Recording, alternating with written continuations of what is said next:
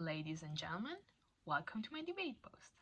So, let's imagine a world where the winds of diplomacy could quell the fires of conflict, where stability in the Middle East was not a fleeting dream, but a tangible reality. Today, I stand before you to shed light on an event that shook the foundations of this vision, the assassination of Iranian General Qasem Soleimani.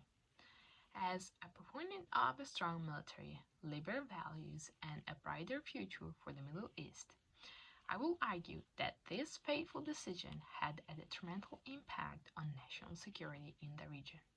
Please bear with me as we delve into the complexities of this issue, exploring how it escalated tensions, destabilized nations, and hindered the very diplomacy that could pave the path to peace. The first point that I mentioned was the escalation of tensions. The assassination of General Soleimani exacerbated existing tensions in the Middle East. The region had already been marred by long-standing rivalries, including the enmity between Iran and the United States.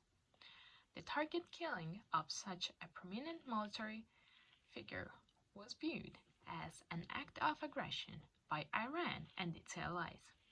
This event not only provoked outrage within Iran, but also triggered concerns among its regional partners. In response to the assassination, as we may remember, Iran launched missile attacks on two Iraqi military bases hosting American troops. This retaliation demonstrated that the situation was on the brink of escalating into a full blown conflict. Such a conflict would not only threaten U.S. interests, but also the security and the stability of the entire Middle East. The risk of regional war with potentially devastating consequences was significantly heightened. The second point that I mentioned was the destabilization of Iraq. Well, the assassination of General Soleimani had a destabilizing effect on Iraq, a country already grappling with internal political divisions and the aftermath of the ISIS conflict. General Soleimani had played a crucial role in supporting Iraqi forces in their fight against ISIS, and his death created a power vacuum that various Iran backed militia groups rushed to fill.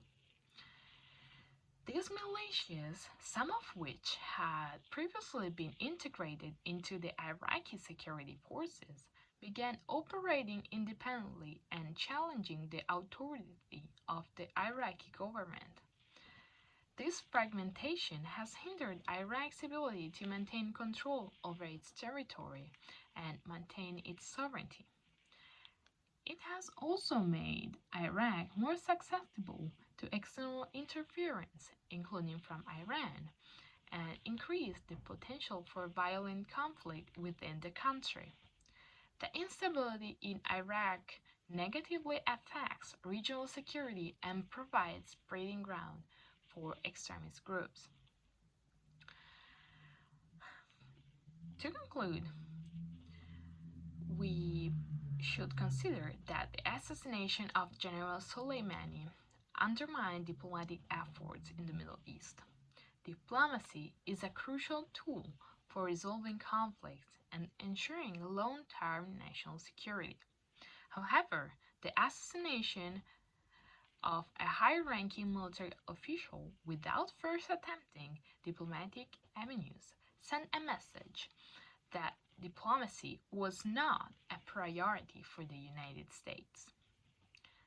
This unilateral action hindered the potential for diplomatic solutions to regional issues, as it created an atmosphere of mistrust and hostility. Diplomatic channels are essential for finding peaceful resolution to conflict, and by bypassing them, the US missed the opportunity to engage in constructive dialogue with Iran and other regional actors. This approach increased the likelihood of further military confrontation and made it more challenging to address the complex issue facing the Middle East.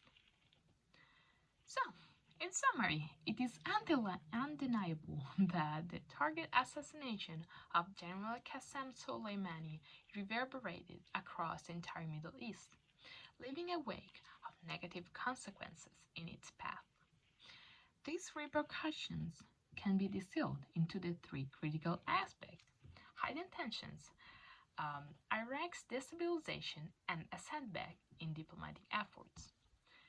These outcomes serve as a stark reminder of the pressing need for a nuanced and holistic approach that harmonizes robust military capabilities with effective diplomatic engagement to navigate the intricate challenges confronting the region. Thank you everyone for coming out and listening to me.